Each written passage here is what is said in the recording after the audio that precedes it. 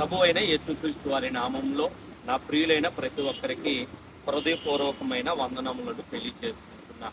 ఈ వీడియో ద్వారా మీ ముందుకు రావడానికి గల ప్రధానమైనటువంటి కారణము, ఈరోజు మనం ఉన్నటువంటి ఈ భూమి మీద దేవుడు ఉన్నాడు అని నమ్మేవారు చాలా మంది ఉన్నారు.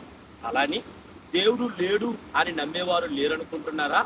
వాళ్ళు కూడా ఉన్నారు.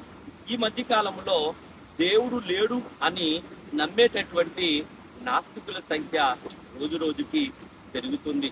నిజంగా దేవుడు లేకపోతే ఈరోజు మనము కళ్ళ ముందు చూస్తున్నటువంటి ఈ ప్రకృతి, ఈ పంచభూతాలు, ఆకాశము, ఈ చల్లని గాలి, ప్రవహిస్తున్నటువంటి ఈ నీరు, మనము నిలుచున్నటువంటి ఈ భూమి, ఇవన్నీ ఎవరు కలుగు చేస్తుంటారు?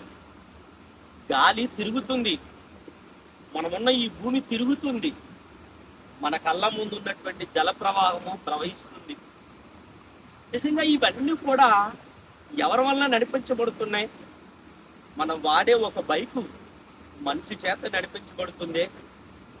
ఆకాశంలో ఎగిరే ఒక విమానము మనుషుల చేత నడిపించబడుతుంది.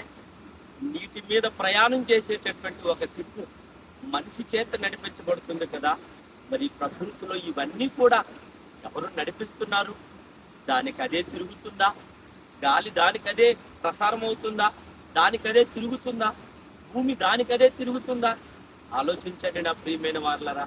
ఇవన్నిటి గురించి ఆలోచిస్తే, వీటన్నిటి గురించి కూడా మనం పరిశీలన చేస్తే, లోతుగా అధ్యయనం చేస్తే, నిజంగా వీటన్నిటి వెనక కనబడని ఒక మహాశక్తి ఉంది. ఆ శక్తే దేవుడు.